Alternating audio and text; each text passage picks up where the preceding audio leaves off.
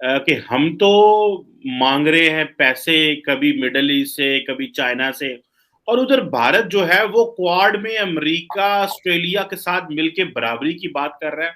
उन्होंने आज तारड़ साहब वहां इंडो पैसिफिक इकोनॉमिक फोरम का जो बुनियाद रखती है, और साथ में उन्होंने 13 ममालिक जो है उनको रखा है। तारड़ साहब, पाकिस्तान भी तो एक नेवल पार है। बात हो रही है जी कि हम इंडियन ओशन तक एक्सेस हमारी है, हमारी नेवी भी मजबूत है।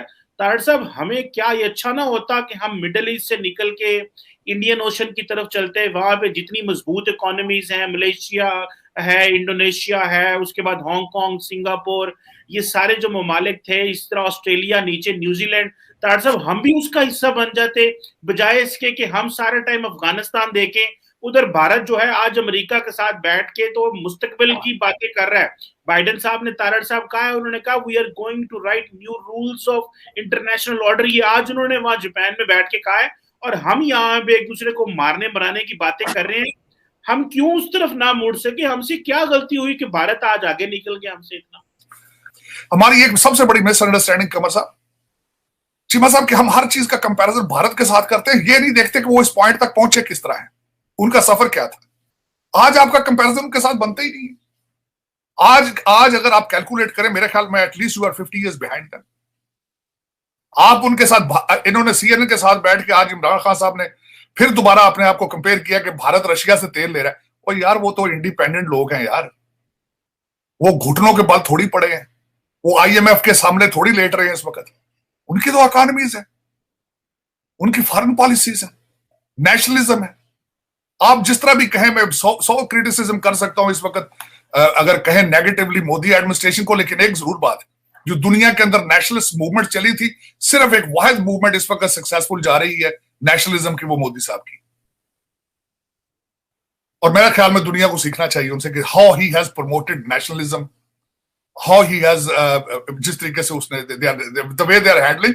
मैं हमेशा ये समझता हूं कि अगर आप खुद किसी चीज को इजाद ना कर सकें, आपको अच्छाई को कॉपी कर लेना चाहिए। लेकिन हमारे वो एक कहते हैं कि जिस तरह मैं कई दफा पहले मैंने कहा है कि डायलॉग नहीं करना, बात नहीं करनी, कारोबार बना लेना हर चीज को, सियासत को भी। लेकिन जब तक आप इन चीजों से ऊपर नहीं निकलेंगे, आप जब तक मनमोहन सिंह की पॉलिसीज को पढ़ें, किस तरह उसने India came out of all of it, उस पर देसाई साहब की उनको आपकी चीजें पढ़नी पड़ेंगी, आपको देखनी पड़ेंगी कि टेक्नोक्रेसी क्या होती है, किस तरीके से कौम अपने आप को पुल करते हैं, किस तरीके से नेशनलिज्म को प्रमोट किया जाता है, किस तरीके से वफाक बिहेव करता है, सेंटर किस तरह स्टेटों को इक्वली ट्रीट करता है। ये सारी चीजें देखने वाली हैं। और हमारा इस वक्त तो कंपैरिजन नहीं है उनके साथ। आपका कंपैरिजन तो इस वक्त योर डायरेक्शंस टुवर्ड अफगानिस्तान, आपका इस वक्त कंपैरिजन बिल्कुल एब्सोल्युटली नहीं बनता भारत के साथ। आपका तो कंपैरिजन बांग्लादेश के साथ भी नहीं बनता, जो 73 को आप 1973 में जो छोड़ के जा चुके हैं, they are stronger than you are. अब भारत के साथ मैं इस चीज का शुरू से इसके खिलाफ हूं कि आपका you always compare everything with India. No, I think it's not at all. आपको पहले होमवर्क करना होगा, अपने आप को मुआशी तौर पे स्ट्रॉन्ग करें, नेशनलिज्म प्रमोट करें, उसके बाद देखा जाएगा कि क्या किसके साथ कंपैरिजन करना है। राइट नाउ आप you are in survival mode. आप इस वक्त, अब bleeding is going on, bleeding रोकें सबसे पहले, और उसके बाद डायग्नोस्टिक होता है और आपके इलाज। तब जब भी कोई पेशेंट आईआर में जाता है चीमा साहब, सबसे पहले ब्लीडिंग रोकी जाती है। Right now you are bleeding, bleeding के बाद देखा जाता है कि डायग्नोज क्या करना है और आपको दवाई क्या देनी है। तो इस वक्त तो आप हालते जंग में हैं, कंटेनर है, आग है आपके आसपास लग चुकी है, बच्चे मार्च से तीलियां लेकर निकल चुके हैं घरों से, और इस वक्त अगर हम नहीं तो कुछ भी नहीं है। आपकी ये पॉलिसी है और ये मैं दुआ गो हूं कि पाकिस्तान अल्लाह ताला बेहतरी फरमाए कि आप ख्वाब देखते हैं लेकिन उसको डिलीवर नहीं कर पाते, उसमें करप्शन आड़े आ जाती है। आपने सी पैक के ड्रामे को ज्वाइन किया, it was a huge opportunity अगर देखा जाए, लेकिन आपने वहां से भी $26 बिलियन उनका लूटा चाइनीज का। और दूसरा, उसके बाद आपने उस पर फिर बात करूंगा नेशनलिज्म की, आपने उनको कहा कि हम आपकी जानो माल की जमानत देंगे, आप नहीं दे सके, डिलीवर नहीं कर पाए। तो हमेशा कारोबार बाद में शुरू होता है, लॉ एंड ऑर्डर के हालात पहले होते हैं। आज मैं ये पूछूंगा, अंडर गिवन सर्कमस्टांसेस, आज जो पाकिस्तान के हालात हैं, कोई फॉरेन इन्वेस्टमेंट के बारे में सोचा जा सकता है? लोग फ्लाइट, मैं कहता हूं फ्लाइटें बंद होने के चक्कर में जो इस वक्त जो हालात आपके हैं, सबसे पहले एयरलाइनें भागेंगी वहां से। आप बिजनेस की बात करते हैं, मैंने हालात पहले भी देख चुका हूं, जब हालात पहले खराब थे। मैं एक दफा पाकिस्तान लैंड किया, जब कादरी साहब कनाडा से लैंड कर रहे थे, इन्होंने कंटेनर धरना दिया था। मुझे पता है कि मैं कितने मील चल के एयरपोर्ट पहुंचा था उस वक्त, इस्लामाबाद एयरपोर्ट, फ्लाइट लेने के लिए टू गो टू अमेरिका। तो आप अपने आप को खुद ही एक पत्थर के दौर में आप लेके जाने के लिए तैयार हैं। मैं हैरान हूं कि ये जो बच्चे, मेरा क्वेश्चन मार्क है, मैं ये नहीं पूछूंगा कि आप तरीके इंसाफ है, कि आप नून लीग है, आप कौन है। आपने जो एक हर बच्चे को के हाथ में माचिस पकड़ा दी है, चाहे किसी भी पार्टी के, जो कुछ भी है, क्या ये पाकिस्तान मुतहम्मल है इन चीजों के लिए? अफोर्ड कर सकता है ये सारा कुछ? और उसके बाद इसकी डायरेक्शन क्या है? अगर आप ये चाहते हैं, ठीक है, घराओ जलाओ, हम नहीं तो कुछ भी नहीं, लेकिन डायरेक्शन आपकी क्या है? आप मैं एक सेकंड के लिए सोचें, is that a solution for Pakistan? Khan साहब अगर आ जाते हैं उस्मान बुजदार के साथ, इज दैट अ सोल्यूशन?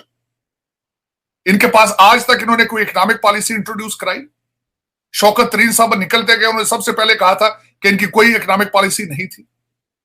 आपके मैं हैरान हूं, पंजाब के अंदर आपके मेरे ख्याल है 21 आईजी या चेंज हुए, 7 चीफ सेक्रेटरी चेंज हुए।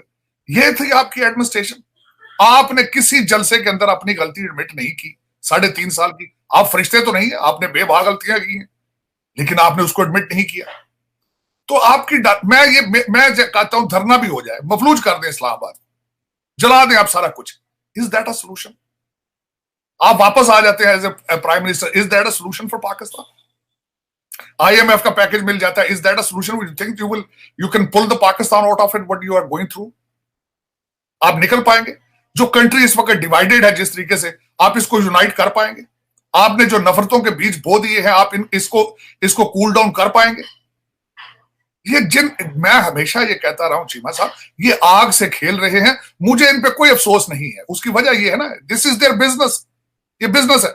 मेरी मुख्तदर हलकों से ये गुजारिश थी, जो स्टेट ऑफ पाकिस्तान है को बचाने के लिए कौन निकल रहा है बाहर इन सर्कमस्टांसिस के अंदर? मेरा क्वेश्चन है, कोई फर्दे वाहिद ऐसा आप मुझे बता दें जो सलाहियत रखता हो पाकिस्तान को लीड करके सेव करने की, कोई ऐसा इंस्टीट्यूशन बता दें।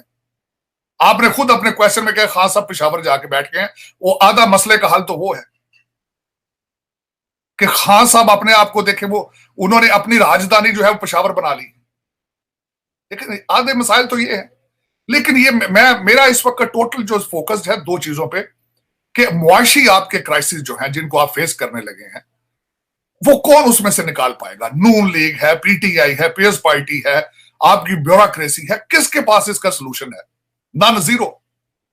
और आप मुसलसल सिर्फ और सिर्फ इस वक्त आप रिलाय किस पे कर रहे हैं कि वी आर एटॉमिक पावर और दुनिया हमें रेस्क्यू करेगी। आपकी आखिरी होप यही है, उसके ऊपर ख्वाब देखे जा रहे हैं कि शायद हमें दोबारा डॉलरों के कंटेनर कब आते हैं, क्योंकि वी आर एटॉमिक पावर। लेकिन मेरे ख्याल में इस वक्त दुनिया खुद मफलूज है। कोविड की वजह से दुनिया की सारी इकोनॉमी इस वक्त स्लगिश है। शंघाई बंद पड़ा है इस वक्त। बिलावल भुट्टो साहब वहां लैंड नहीं कर सके, हालात उनके ये हैं। उनकी फैक्ट्रियां बंद पड़ी हैं और नाराज हैं आपसे वो चाइनीज। अमेरिकन इस वक्त खुद MBS उनका फोन नहीं उठा रहा। उनके हालात अपने ही। यूक्रेन के अंदर वो कुछ नहीं परफॉर्म कर पाए।